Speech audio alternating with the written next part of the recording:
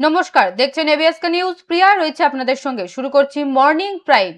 শুরুতেই নজর রাখবো বড় খবরের দিকে। প্রাথমিক শিক্ষক নিয়োগ দুর্নীতি মামলায় অভিষেক বন্দ্যোপাধ্যায়কে তলব করেছিলেন ইডি আধিকারিকরা। সেই মতোই আজ সকাল 11টায় ইডি দফতরে পৌঁছালেন অভিষেক বন্দ্যোপাধ্যায়।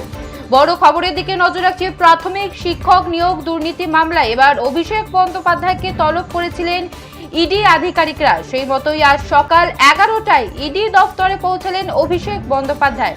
এদিন সল্টলেকের সিজিও কমপ্লেক্সে হাজির হন অভিষেক। সকাল 10টা 15তে তিনি কালীঘাটের পটুয়া পাড়ার বাড়ি থেকে ইডি দপ্তরের উদ্দেশ্যে রওনা দিয়েছিলেন বলেই খবর। এদিন নির্ধারিত সময়ের আগে তিনি ইডি দপ্তরে পৌঁছান। রাজ্যের নিয়োগ দুর্নীতি মামলায় আজ সোমবার তৃণমূলের সর্বভারতীয় সাধারণ সম্পাদক অভিষেক বন্দ্যোপাধ্যায়কে তলব করেছে এনফোর্সমেন্ট ডিরেক্টরেট। কেন্দ্রীয় তদন্তকারী সংস্থার পক্ষ থেকে তাকে আজ সকাল 11টার মধ্যে সল্টলেকের সিজিও কমপ্লেক্সে হাজিরা দেওয়ার নির্দেশ দেওয়া হয়েছে। ইডি সূত্রে খবর, নিয়োগ দুর্নীতির তদন্তে বেশ কিছু নতুন তথ্য সামনে এসেছে। সেই সূত্র ধরেই আজ অভিষেক বন্দ্যোপাধ্যায়কে জিজ্ঞাসাবাদ করতে চান তদন্তকারী আধিকারিকরা।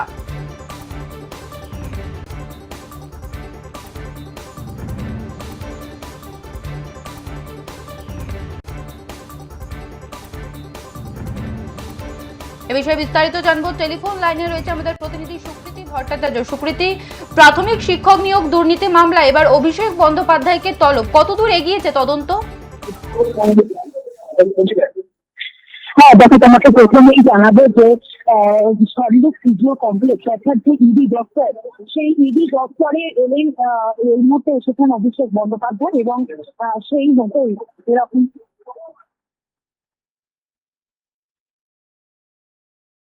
যোগাযোগ বিচ্ছিন্ন হয়েছে।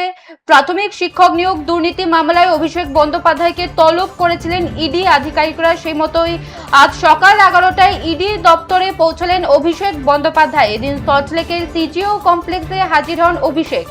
সকাল 10টা 15তে তিনি কালীঘাটের পটুয়া পাড়ার বাড়ি থেকে ইডি দপ্তরের উদ্দেশ্যে রওনা দিয়েছিলেন বলেই খবর। এদিন নির্ধারিত সময়ের আগে তিনি ইডি দপ্তরে পৌঁছান। রাজ্যের নিয়োগ দুর্নীতি মামলায় আজ সোমবার তৃণমূলের সর্বভারতীয় সাধারণ সম্পাদক অভিষেক বন্দ্যোপাধ্যায়কে তলব করেছে এনফোর্সমেন্ট ডিরেক্টরেট। কেন্দ্রীয় তদন্তকারী সংস্থার পক্ষ থেকে তাকে আজ সকাল 11টার মধ্যে সল্টলেকের সিজিও কমপ্লেক্সে হাজিরা হওয়ার নির্দেশ দেওয়া হয়েছে। ইডি সূত্রে খবর, নিয়োগ দুর্নীতির তদন্তে বেশ কিছু নতুন নথি ও তথ্য সামনে এসেছে।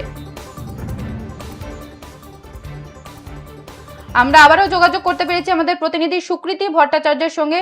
সুকৃতি, যেমনটা জানাছিলাম, শিক্ষক নিয়োগ দুর্নীতি মামলায় আবার ইডি তলব করেছে অভিষেক বন্দ্যোপাধ্যায়কে। তদন্তে কি উঠে আসছে?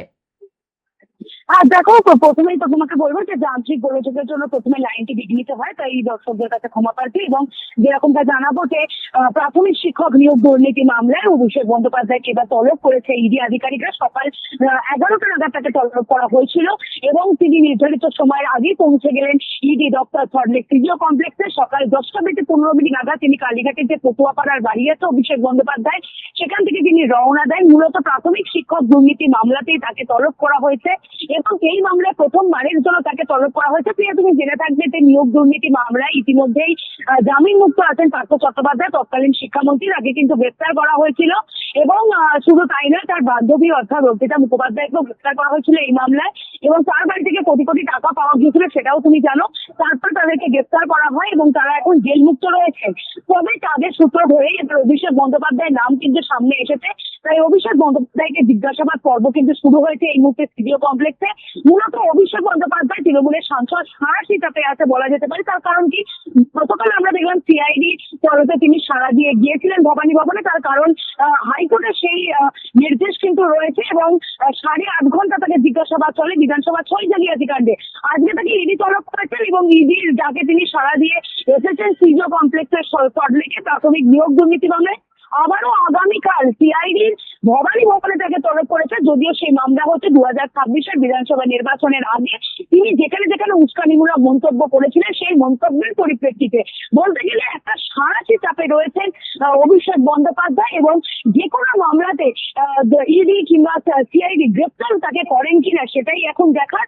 তার কারণ তিনি কিন্তু একেবারে সাঁড়াশি চাপে আছে, এটা বলাই যায়। প্রিয়া, বেশ, ধন্যবাদ সুকৃতি।